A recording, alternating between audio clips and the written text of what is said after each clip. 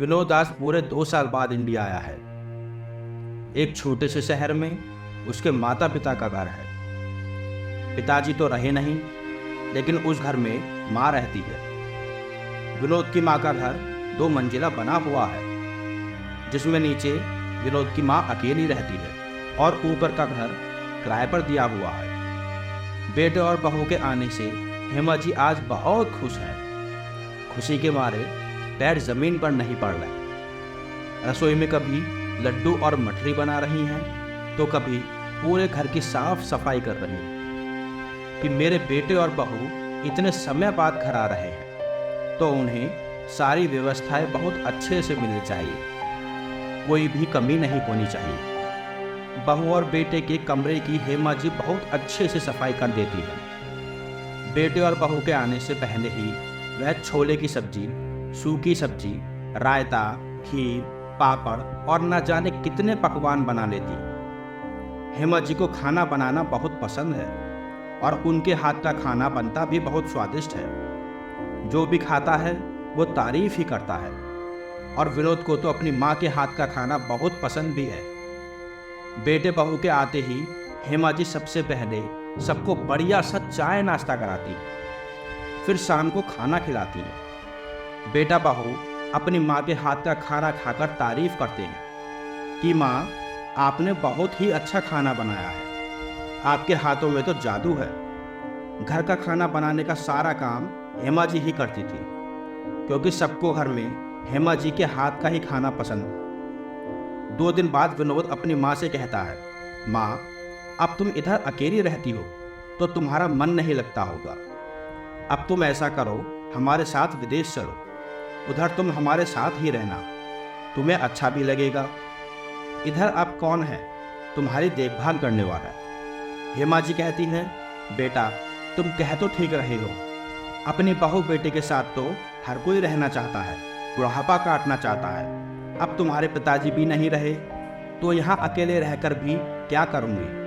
और जब मेरी तबीयत खराब होती है तो ऐसा लगता है कि बेटा बहू के पास चले जाओ या उनको अपने पास बुला लो। सोचना क्या है, अब तो बेटा बहू आ गए हैं और वह आपको ले जाने के लिए भी तैयार है, तो फिर आप हमारे साथ विदेश चलो। विनोद को जब लगने लगता है कि माँ भी हमारे साथ विदेश जाने के लिए इच्छुक है, तो अगले ही पल वो माँ से कहता है, माँ, जब आप हमारे साथ विदेश जाओगी तो फिर गांव की जमीन और शहर के 2 मंजिले मकान का क्या होगा?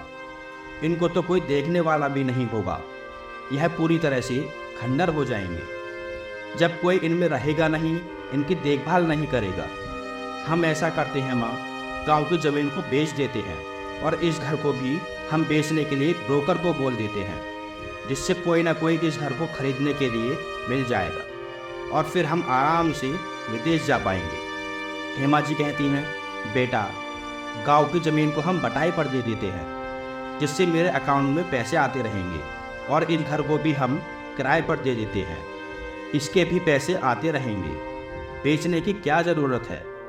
तभी बहू रजनी कहती है, माँ, हम तो विदेश में 4 से 5 साल तक नहीं आ पाएंगे, तो फिर किराए पर देने का क्या मतलब? कहीं ऐसा ना हो कि इतने सालों में हम इधर ना रहें तो किराएदार हमारे घर पर ही कब्जा जमा ले और हमारी ज़मीन के साथ भी कुछ ऐसा ही हो। इससे अच्छा है कि हम उसको बेच करके पैसे ले लेते हैं, वो हमारे काम आएंगे, और अब तो आपको हमारे साथ ही रहना है, तो इतना सोचना क्या? अपने बेटे और बहू के आगे हेमा जी की एक ना चलती है।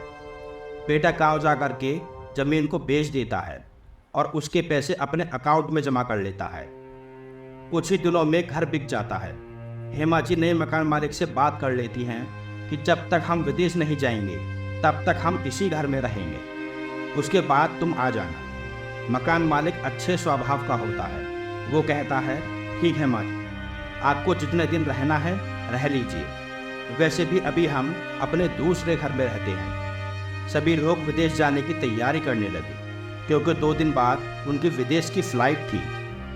विनोद और रजनी हेमा जी से कहते हैं, आपका जितना भी कीमती सामान है, जेवर हैं, वो सब आप मेरे वाले बैग में रख दीजिए और विदेश पहुंचने के बाद मैं आपको वापस कर दूंगा।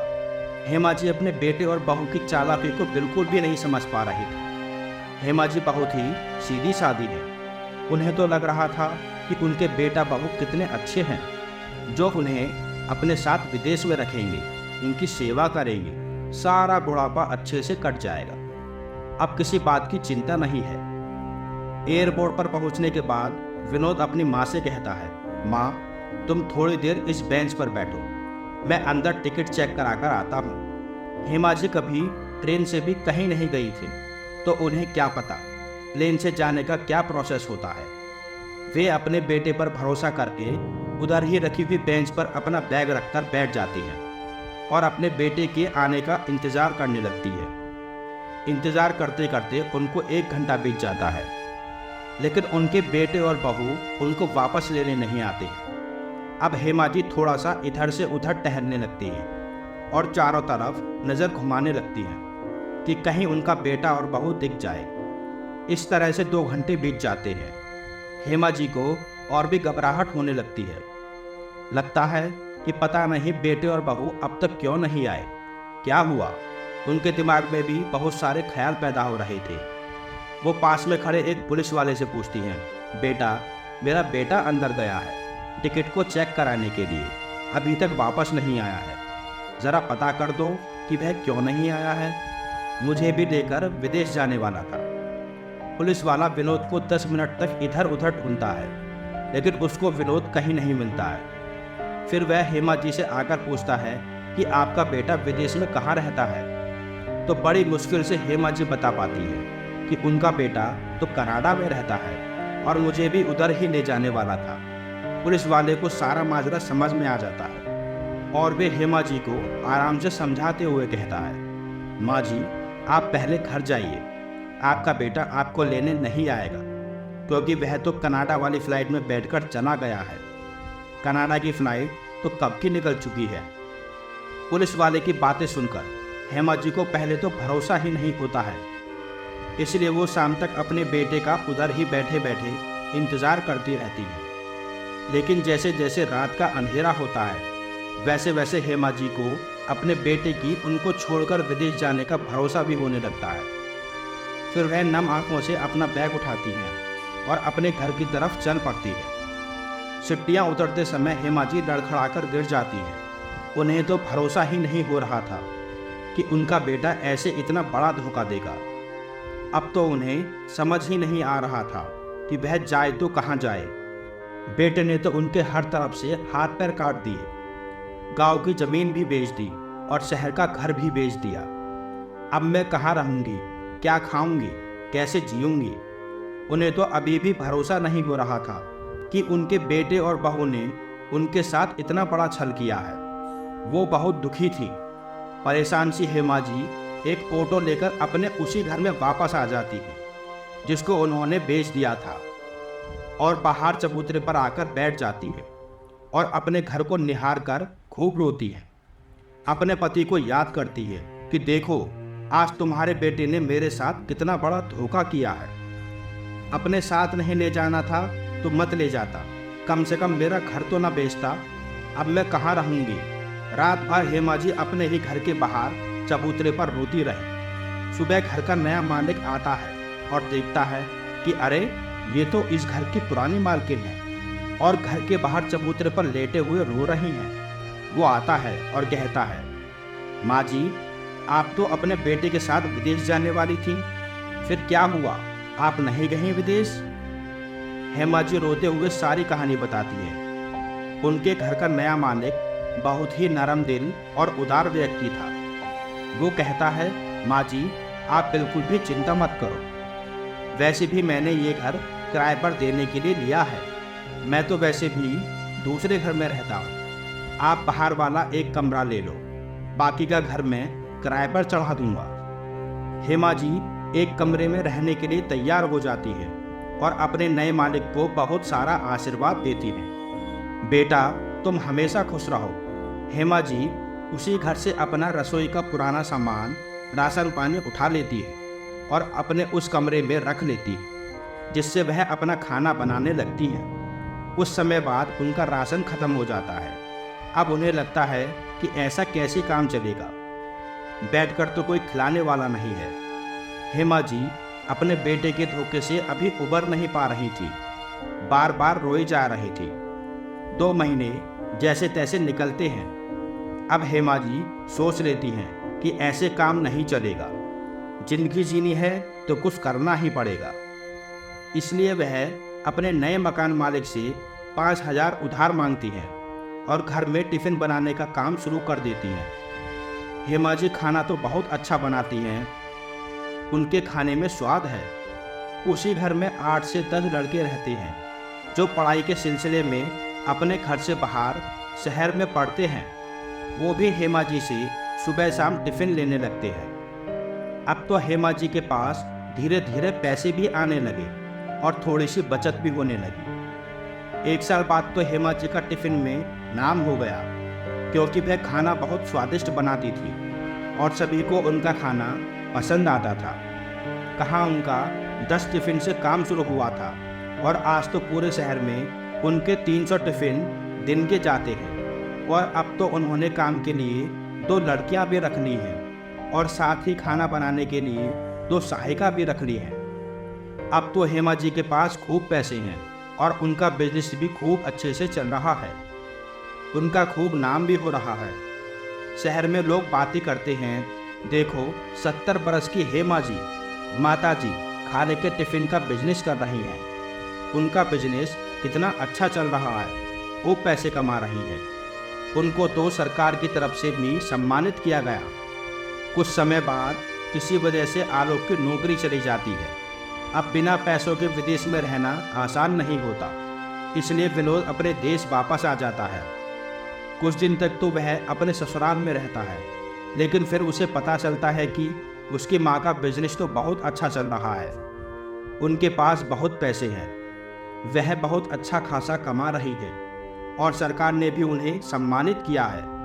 पेपर में भी उनका नाम आया है। इतनी उम्र में भी इतनी मेहनत कर रही हैं। विनोद के पास तो वैसे ही पैसे की तंगी थी।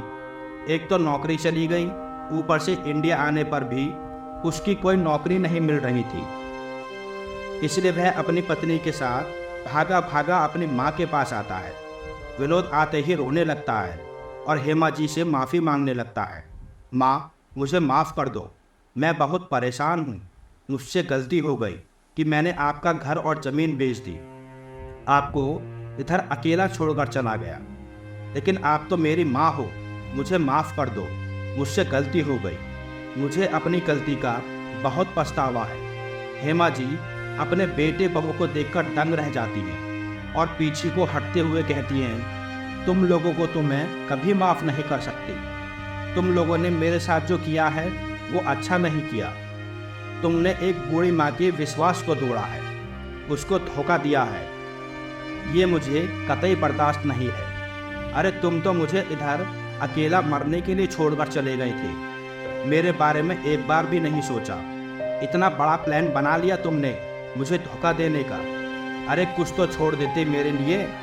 ये बूढ़ी माँ लौटकर कहाँ जाएगी, क्या खाएगी? नहीं ले जाना था तो बोल देते। मुझे इतना बड़ा धोखा देने की क्या ज़रूरत थी? विनोद और रजनी बनावटी आंसू निकालते हुए कहते हैं, माँ, अब जो हुआ सो हुआ, उसको तो हम बदल नहीं सकते। लेकिन आपको क्या पता कि हमने कितनी मुसीबत झेली है। अरे 6 महीने पहले मेरी जॉब चली गई, एक एक पैसे के लिए तरस गया।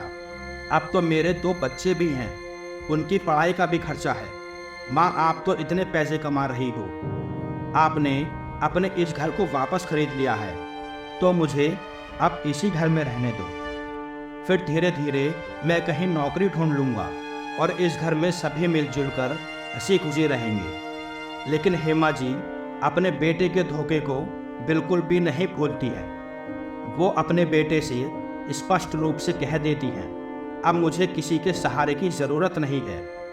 अगर मैं फिर से तुम्हारा सहारा पकड़ लूँगी तो पता नहीं तुम मुझे फिर से धोखा दे दोगे। अब मुझे तुम पर बिल्कुल भी भरोसा नहीं है। मुझ में बार बार धोखा सहने की शक्ति नहीं है। तुम्हें जो करना है वही करो, जहाँ नौकरी करनी है ढूंढो, पर ना तो मैं इस घर में तुम्हें रखूँगी और ना ही तुम्हें पैसे दूँगी। जो भी पैसे कमाती हूँ अपने दम पर कमाती हूँ। तुमने तो मेरा सब कुछ छीन लिया था, उसके बाद भी मैंने इतना सब कुछ कर लिया और तुम तो अभी जवान हो। जाओ अपनी परेशानियों से संघर्ष करो, पैसे कमाओ और अपनी ज़िंदगी जैसे जीनी है जियो, पर मुझसे कभी कोई उम्मीद मत रखना। इतना कहकर हेमा जी अपने कमरे में चली जाती है और दरवाजे को बंद कर लेती है। बेटा बहू अपनी माँ की बात को सुनकर मुंह लटकाकर घर से निकल जाते हैं। तो दोस्तों, आपको हेमा जी का निर्णय कैसा लगा? अगर पसंद आया हो तो कमेंट करके ज़रूर बताएं और कृपया करके हमारे चैनल को सब्सक्राइब करें।